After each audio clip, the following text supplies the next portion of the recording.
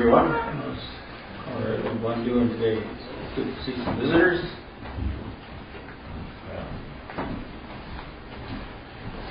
So we're on chapter 14. This is kind of the contents of that, as you would see in your Eureka books that we have about this. Talks, first of all, talking about the little open scroll and the sixth special division and so on, the remarks and translation. We're down right now to talking about the second angel. And all of this chapter is pretty much, as you can see from these headings, it's pretty much future. It's all pretty much prophecy. Looking ahead to after the time of Christ's return. And so, you see in the first section, the Lamb on Mount Zion, the sound of many waters, harpists harping with their harps. The new song, character of the 144,000 first fruits. The angel proclamation in mid-heaven, which was the proclamation of invitation to all nations to submit to this new power that is in the earth, Christ and the saints. And that invitation went out to all nations, to the whole world. And it's both an invitation and an ultimatum, as we saw when we studied that section. And where we're on right now is a section called the second angel. And so the second angel was a prophecy of the events that would take place after the proclamation had gone out. Now, if we want to just take a look here for what we're talking about here. Just take a look at the timeline on that. Okay, so this is the timeline, of the last 50 years, pretty much. The time span is about 50 years. After the first event, of course, is the return of Christ and the resurrection and judgment, and then the advancement of Gog, the power of the north, on Turkey and Egypt, and then this section pretty much has to do with the Armageddon battle, which takes place according to this, and this is based on the article by Brother Reen and also the works of Brother Thomas on expounding this. The Armageddon battle would take place in the area of Midian, Basra, in that area where Christ first sets up his rule. And then after that they go into Jerusalem, the worldwide earthquake, the Mount of Olives split, and so on. And what we see down here is that after that there is this proclamation of the everlasting gospel. That is that section just prior to the one we're on right now. And also concurrent with that is the beginning of the construction of the great temple of Ezekiel's prophecy, and the work of Elijah in the regathering of the 10 tribes and so on, and the grinding of the image to power to the remnants of that Gogian assembly, the power of the north. So grinding the remnants of that to powder. And of course, out of that, the Roman beast remains and takes on even a greater political entity than what it has in the past. And so, what we're dealing with now then is this last part of this phase, and this is what the second angel is prophetic about. So we've got down to what paragraph have we got there? About Beginning 4. Beginning 4. Okay, so the headings of these first 3 paragraphs kind of tell you what they were about. The first paragraph was timing the fall of Babylon, as indicated in timing of the fall of Babylon as indicated in prophecy. Just exactly when it was to occur. The second angel judgment is related to the 7th vial. And so we looked at what that was. The second angel is synonymous with the saints. Now, just to refresh our memories, and for any of those who weren't here before, just take a look here at this, what it's talking about here, being concurrent with the 7th vial. Okay, this is the 7th vial. All of these in this section you might say, of the Revelation telescope are the vials. You have 1, 2, 3, 4, 5, 6, and then 7. 7, of course, then takes it through and incorporates the 7 thunders. All points to this time of the end here after and here we see the open scroll, and the 7th vial, Babylon falls, conquest of the 10 horns, and so on. That's in that period of time. That's the 7th vial. So when it says it's it's concurrent with the 7th vial, that's what's meant there. And then we'll go to paragraph 4. Any comments or anything on that before we begin? Just thought I'd give you a little bit of a recap there just to bring everyone up to speed where we were. So paragraph 4 talks about Babylon, which is the name, the other name for the Roman beast, the great mother of harlots, is identified with the 10 kingdoms. In effect, it incorporates the area of the European Economic Community.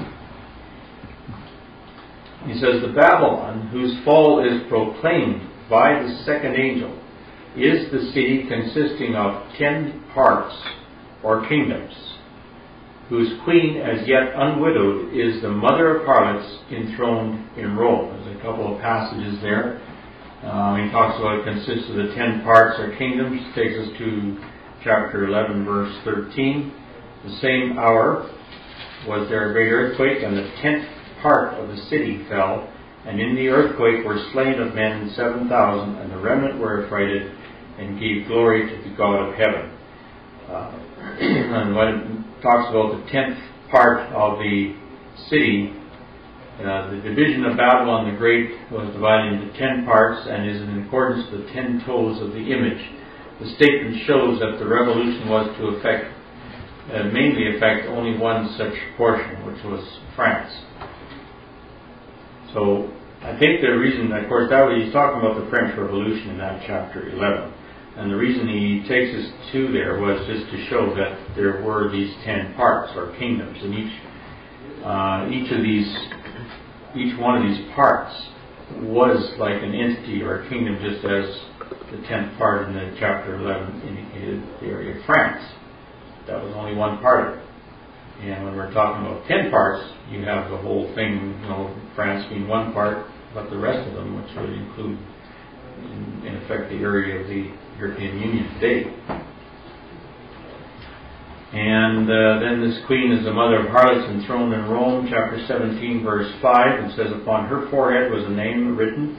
They talk about here the woman that was arrayed in purple and scarlet. And, I guess we go back a little bit further. Carried me away in the spirit into the wilderness. I saw a woman sit upon a scarlet-colored beast, full of names of blasphemy, having 7 heads and 10 horns. And the woman was arrayed in purple and scarlet color, decked with gold and precious stones and pearls, having a golden cup in her hand, full of abominations and filthiness of her fornication. And upon her forehead was a name written, Mystery, Babylon the Great, the mother of harlots and abominations of the earth. And I saw the woman drunken with the blood of the saints and with the blood of the martyrs of Jesus. And when I saw her, I wondered with great admiration. So this was that Roman system that is depicted here, that is still with us today, and was prophesied by John in Revelations, and was called Babylon the Great. That's what, and was the mother of harlots. And also he says, verse 18, the woman which thou sawest. This is the explanation. We don't even have to conjecture as to what it was he was seeing. He says, the woman which thou sawest is that great city which reigneth over the kings of the earth. So he's putting the meaning on that figure of the woman. This chapter 14 verse 8, that's the one we have here. The chapter 14 verse 8 is the one we're studying, which says that fallen hath Babylon the great city, because she hath made all nations drink of the wine of the raging of her fornication. So this chapter 14 verse 8 is the first place where the name occurs in the Apocalypse. So this is the first place where it's called Babylon the Great. But as we have seen, not the first place where it is alluded to. In chapter 11, verse 8, it is styled spiritually Sodom and Egypt, because its wickedness is equal to theirs, and the judgments decreed against it as terrible and disastrous. She is as Sodom, for her fornication is raging, and as Egypt, for she has made all nations drink of its wine. Hence the plagues of the second angel in all the fierceness. Hence the plagues of the second angel in all the fierceness of the wrath of God. So just summarizing that paragraph, it's saying that Babylon, this word Babylon in Scripture is another term for the man of sin, and is here employed to refer to that manifestation of it in the political structure of the Gentile nations existing at the time of Christ's return. So the Rome, the mother of harlots, and that would be the political structure at this time, gold having been destroyed. This would be the political structure that would remain at that time.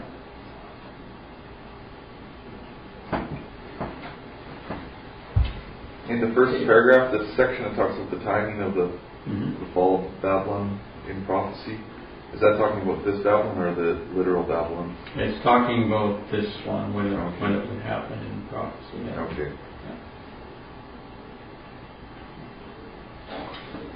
Let's just take a quick look at that.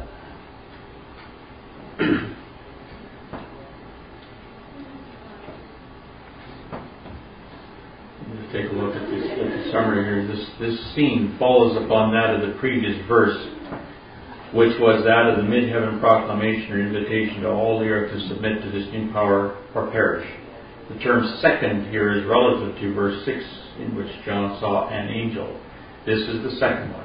It is significant in Christ and the saints, the multitudinous Christ and warlike configuration to execute the judgments on the nations that refuse to submit, those which are here termed Babylon. So it follows in sequence, I think is what it's saying here as far as the timing of it is concerned, or sequence to the previous verse.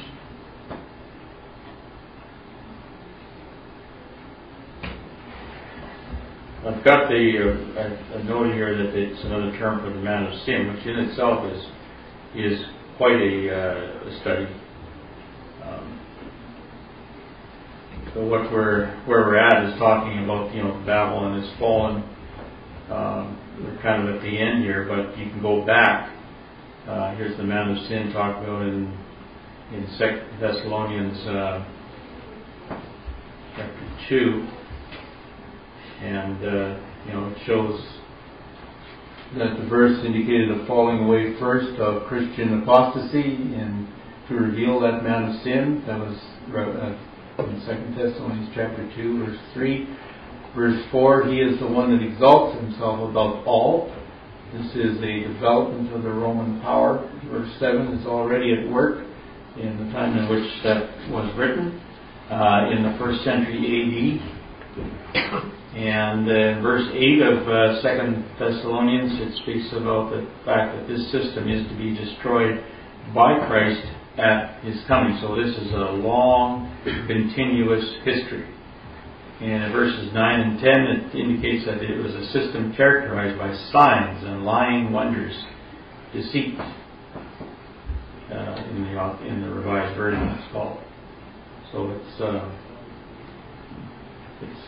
a system, and it comes down to the deceit at the time of the end will be whether the one who appears with Christ and the saints, is that Christ or is it the Antichrist? And the deception will involve it would be the great deception in which the world will look on him and call him the Antichrist.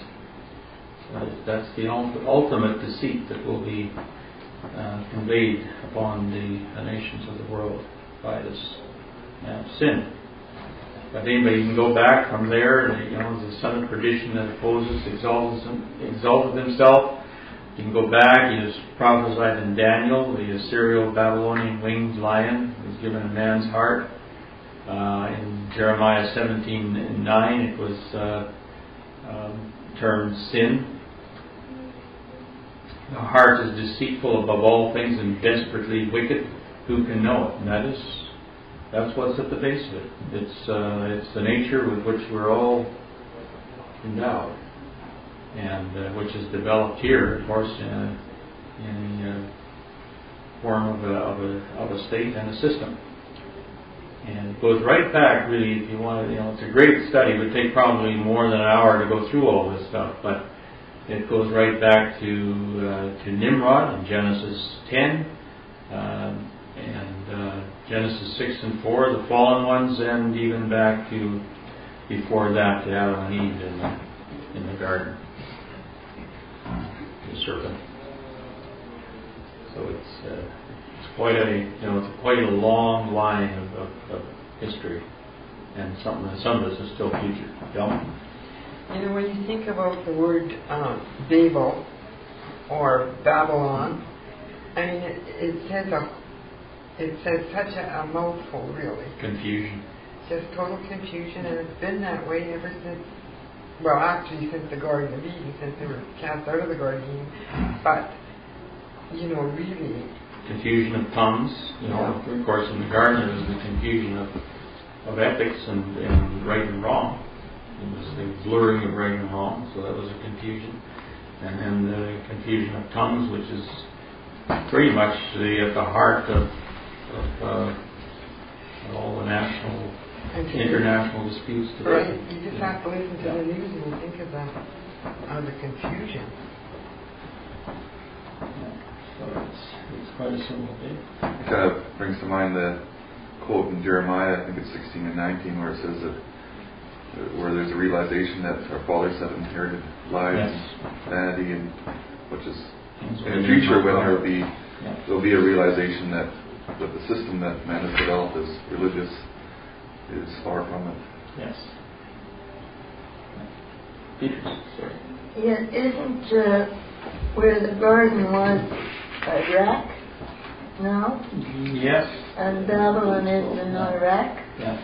Yes. It's, I forget the modern name for it, but quite significant if you went back to the garden. Yes. Now that includes the Greek Catholic as well as the Roman rite, or does it? I would say include everything. It's the whole truth system. Yeah. There are Protestants and all, so forth. Well, the Protestant. So the Greek Catholic would be one of the daughters. Yeah. I suppose. Yeah.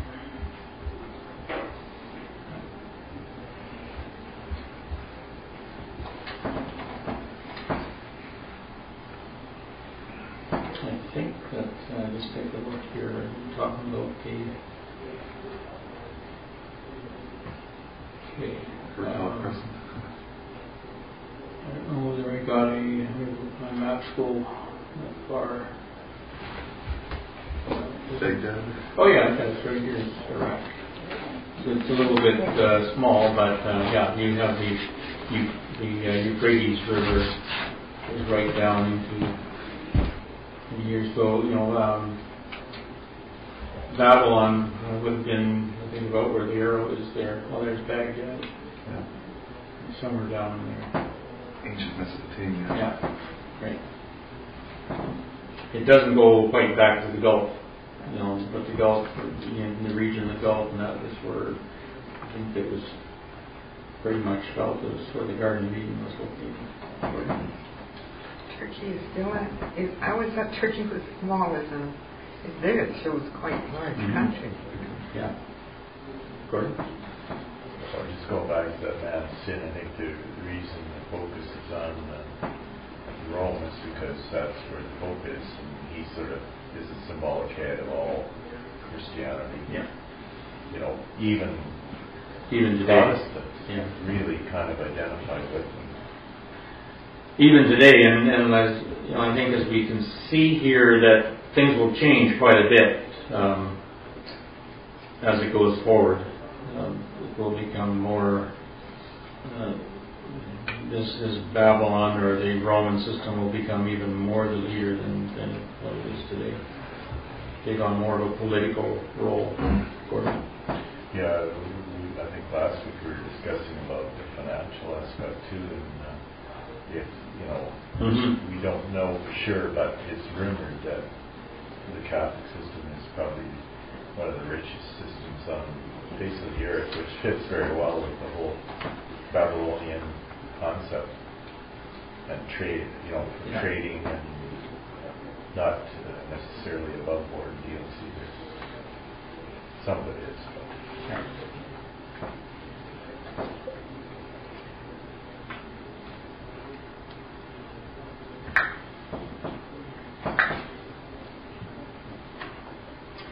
Okay, he says in paragraph 5, the second angel judgments on the nations are an antitype of the Pentecostian Day of Atonement. Now, when we looked at the last section on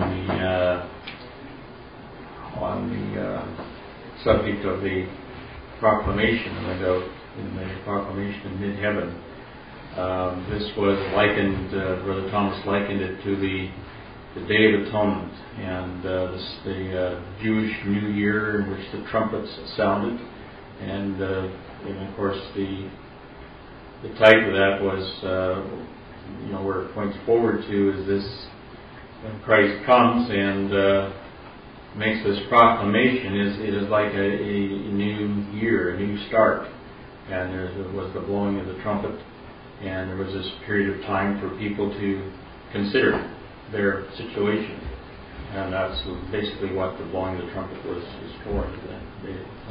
Did you miss paragraph 6? I'm not on paragraph 6. Oh, I thought you were on 7. No, this is 5.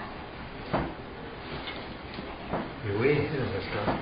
Yeah, but what's 14.07 mean up there? That's the section. That's section 7, which equates Okay. to verse. Okay, Actually, I it's got it. wrong up here. It should be verse 8. I got it. Yeah, I got that. Okay, he says the initiation of the second angel tormentation of the worshippers of the beast and his image is the inauguration, or the institution of the day of revenges, when Yahweh whets his glittering sword and his hand takes hold of judgment. It is the opening of the hour of judgment upon the rebellious goats, in which Yahweh, the man of war, will render vengeance to his enemies and reward them that hate him. Some idea may be formed of this vengeful recompense from Deuteronomy 32 verse 42, in which he says, I will make mine arrows drunk with blood, and my sword shall devour flesh, and that with the blood of the slain and of the captives from the beginning of revenges upon the enemy. In the quote from Deuteronomy 32 verse 42. This will be a time of trouble, such as never was since there was a nation to that same time. Daniel 12 and 1. The antitype of the great Pentecostian Day of Atonement. In other words, it's pointing back to that Day of Atonement, which points forward to this time, in which the trumpet of the Jubilee shall sound. The second and third angels of this 14th chapter are the executors of the judgment written in this great day of God Almighty, a day in which an offering shall be made by fire to Yahweh unto the total and complete consumption of the apocalyptic beasts, which, as the sin of the political world, shall be destroyed by fire and sword. So he's saying it is in corporate of the sin of the political world. And so in this paragraph the author draws this parallel between these events depicted in the Revelation prophecy and the ritual observance of the offerings associated with the Jewish Day of Atonement and Pentecost.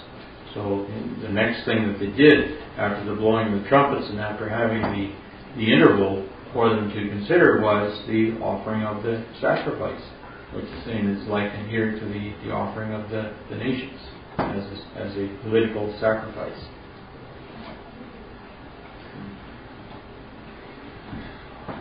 So there's a few things here. It talks about Yahweh, the man of war, and just take a quick look at where that term comes from. Actually, you can go right back to Exodus 15:3. The Lord, or Yahweh, is a man of war. Yahweh is his name. And in Isaiah 42 verse 13, Yahweh shall go forth as a mighty man. He shall stir up jealousy like a man of war.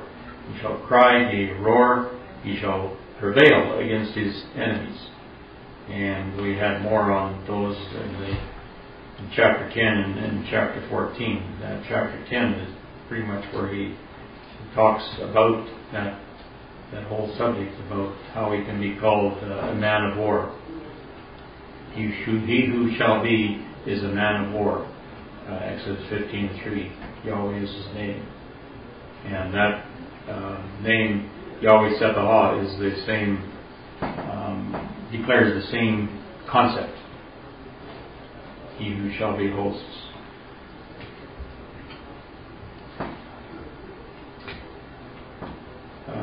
On 32, I think, was pretty much quoted, so I won't bother with that. As Daniel 12:1, you just take a quick look at that. At that time, there was a time of the end, shall Michael stand up, the great prince which standeth for the children of thy people, and there shall be a time of trouble such as never was, since there was a nation, even to that same time. At that time thy people shall be delivered, every one that shall be found in the book. And he talks about after that at that time there's the resurrection and the judgment and everything that goes with that. Talks about the trumpet of the Jubilee sounding. I think it's 25:9. Then shalt thou cause the trumpet of the Jubilee to sound on the 10th day of the 7th month, in the day of atonement. Shall you make the trumpet sound throughout all your land.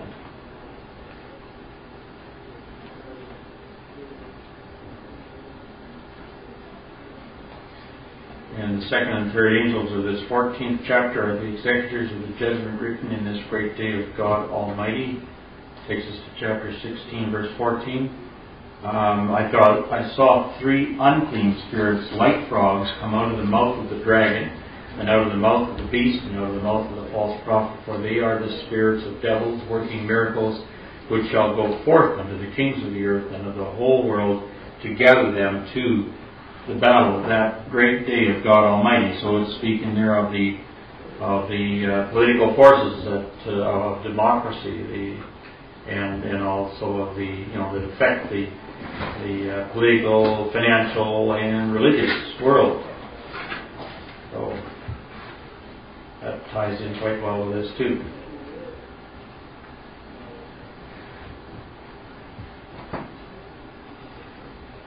Any questions or comments on that before I move forward, Beatrice? I was wondering there, brethren, that feel that the coming of Christ will be when that trumpet sounds. Does that give any credit to it?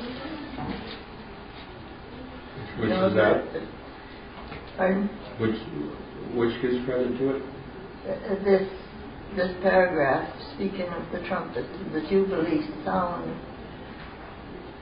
the criteria was that this brother felt that trumpet sounded would raise the dead. It's just a guess, I guess, maybe. It appears that it would come after that, but as we know that there are several manifestations of Christ, and this one will be the appearing of him to the world, in which he will announce himself to the world. And this particular trumpet sound appears to be referring to a political, kind of on the political plane, in which he appears to the world, and this is the new power. Submit to him, and or it's an ultimatum. If you don't, you reap the consequences. So it is an awakening. It's and it is an awakening of the world to a judgment, which they can either accept or reject him. So as he speaks earlier, there's more than one judgment. There's the judgment of the individuals, and there's the judgment of the multitudes, the nations. So it depends on whether we talk, what kind of a resurrection, what kind of a judgment we're talking about, because there's place for both of them.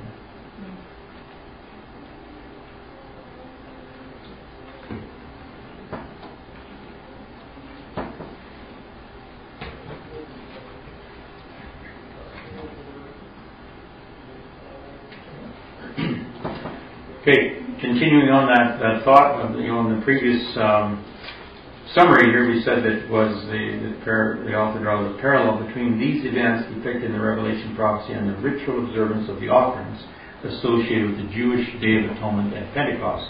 So the next paragraph kind of addresses that, in which he speaks of the judgment on the nations is like a burnt offering of nations, being the condemnation of sin in corporate and political flesh. And we know the sacrifice was, the purpose of the sacrifice, of course, pointed forward to the work of Christ. We're talking on an individual basis here, but in which sin in the flesh was condemned and everything that went with it through the work of Christ, and that was a sacrifice. That's what the sacrifice is all pointed forward to. But he's saying there's another level here in which burnt offerings can be meaningful. It says the whole burnt offering of these beasts is a grand condemnation in the flesh of the sin powers.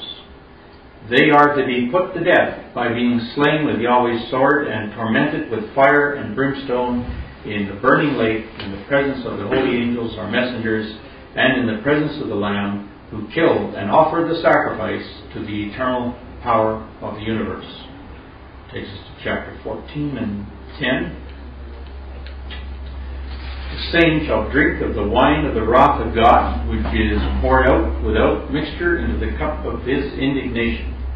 And he shall be tormented with fire and brimstone in the presence of the holy angels and in the presence of the Lamb. So that's in the same chapter we're studying, just 2 verses down. We'll be dealing with that a little more when we come to that a little bit later, but it's very applicable. And also in chapter 19, verses 20 and 21, the beast, just verse 19 here for connection. And I saw the beast and the kings of the earth and their armies gathered together to make war against him that sat on the horse and against his army.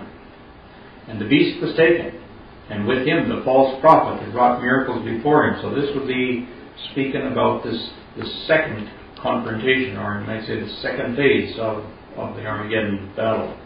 The beast was taken, and with him the false prophet that wrought miracles before him, with which he deceived them that had received the mark of the beast, and them that worshipped his image. These both were cast alive into a lake of fire burning with brimstone. And the remnant were slain with the sword of him that sat upon the horse, which sword proceeded out of his mouth, and all the fowls were filled with their flesh. So again, it's referring to this offering, this burnt offering of nations. So just do a summary here that this paragraph illustrates a parallel between the burnt offering under the law of Moses and that of the global sacrificial offering of the nations in the corporate and political manifestation of the flesh of sin. Okay. I have to admit this kind of changes my perspective on burnt offerings a bit, because I've always heard of the offerings and the preparation of the offerings, the choosing of the first fruits unblemished is always something clean and right for God. Here it's talking about an offering of as in judgment of what is being offered, and it seems to be in contradiction with what the law of Moses and the preparation of the offerings depicts. When you think about, though, the sort of the cause and effect of the offering, the sacrificial victim, what happens to it, and so on and so forth. There is that element of violence and killing and so on and so forth, which results in a clean environment, you might say. And I think that's what he's taking there and saying, the same thing applies to the cleaning up of the earth. There is a sacrificial victim which will be horribly destroyed in the eyes of the victim, and there will be lots of blood and guts, you might say, and yet the end result, similar to the offering, is an earth which is suitable for service to God. And so I can see it, but yeah, it's something I really a connection I'd never made before either. But it is, when you look at it in that cause and effect, how it's done and what it brings about, it is one and the same thing, isn't it? Right. There's another way of looking at that unblemished, though. I mean, what these beasts are at the time of their offering is completely unblemished in terms of what their iniquity was perfect. You know, it was perfect and complete and just cup runs over. And their cup runs over. That's right, and it was unblemished for the work it had to do. It was the right material for the offering. I guess you can kind of see. I kind of relate back to the moment in time when Christ was being condemned, and there was the release of the prisoner at that time, and Pilate asked the people, "Who do you want released, Barabbas or Christ?" And at that point in time, the statement against sin in the flesh was needed to be made, not so much a statement against sinning. And because if it was, then they would have chose Barabbas, who was a sinner. But in the end, Christ was chosen because he had the sinful flesh. The right one for the job. So I guess this is the other side of it. These are sinners. He was a body prepared. And it's just like these are a political body prepared. And it is the whole offering. In other words, it's complete. It's entire. It's right for what it has to do. Gordon, I think you had your hand up a few minutes ago. Well, I know that in the past there's been a little bit of difference of opinion or emphasis maybe on the fact that it's been called dedication, but dedication to what? The condemnation of sin in the flesh. It's on that basis that God is pleased to offer forgiveness and reconciliation. So it all fits together. I mean, this is condemnation of sin in the flesh. In the political sense, in the national sense, and therefore, on that basis, once that's done, then He's pleased to reconcile, be reconciled to those that remain. And that's it. Yeah, go ahead. Okay. I'm still not making the connection to the day of Pentecost. I think I was trying to do that too, and I was thinking about the day of Pentecost as described in Acts, which is, I think, what he's not referring to here. Oh. The day of Pentecost, the Day of Atonement, those were sacrificial days under the law of Moses. It took me a while to come to that. I was trying to think, what does this have to do with the day of Pentecost when they got the Holy Spirit and all that? Well, it doesn't. No. Is that Leviticus? Going back to the day and Leviticus 25 there. Yeah. Okay. I think. Thanks. You got the definition of Pentecost? Well, I can go back, I think, to where we were. Let's see here. Oops, that's not what I wanted to do. I got it in the Greek here. Go ahead there. Well, I'm making this up. Just means 50th. It's from the Passover Festival of Pentecost. So that's like Passover date on the year of Jubilee. Right. Penta. I never thought of it before. So it underscores the magnitude and the importance of this event that it's the antitype of. See, here you have the lineup here, and they're all quite close together. There's a Passover, 14th day of the first month. The next day is the Feast of Unleavened Bread. And then on the first Sunday after the 15th is the Feast of First Fruits. Then you have the Feast of Weeks or Pentecost, which is 50 days after that first Sabbath. So that's why it's called Penta. It's 50 days. Then the Feast of Trumpets in the first day of the 7th month. And then Yom Kippur, which is the 10th day of the 7th. This was the blowing of trumpets, which was 50 days after this first. and then which would take you into then the next one you have here is the Feast of Trumpets and the Day of Atonement. Those timelines work so amazing with future prophecy. Yeah. Day for year. It just proves that man couldn't have written it. No. Couldn't it?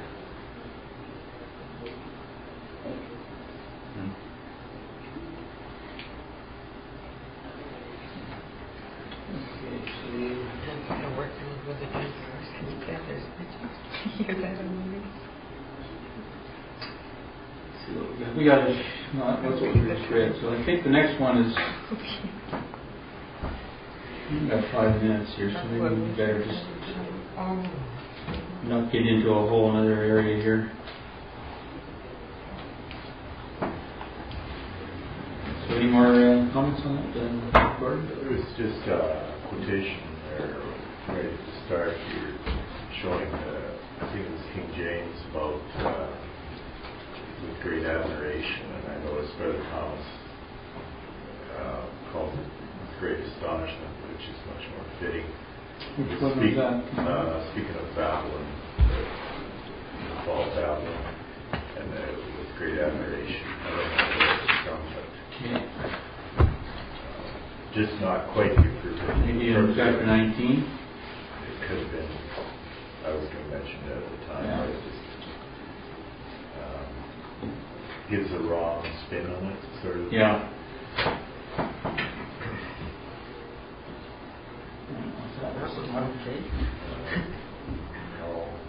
Unless it's farther down. That's what. Oh yeah, there's another verse. Here we go. You're thinking about the morning. How is Babylon fallen, that great city? Oh yeah, we were looking at that last. I didn't notice where it was from, but Hard to find those ones. Once you lost them. it doesn't matter anyway. Yeah. Anyway, your point was that there was a better rendition. Thomas changed it because it gives the wrong admiration. Is kind of the wrong word.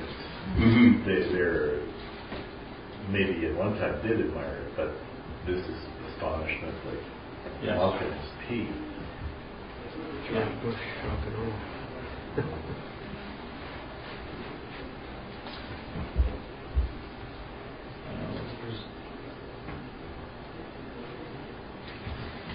I know what you're talking about. I think it's out of Revelation somewhere, but I didn't know. Was that from today? That wasn't from today's paragraph, was it? Well, I don't know if it was, but it was just direct. It was just talking about it anyway.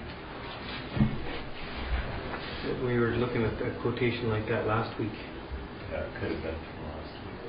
The review it was right in the beginning of the discussion. There it is, verse 6.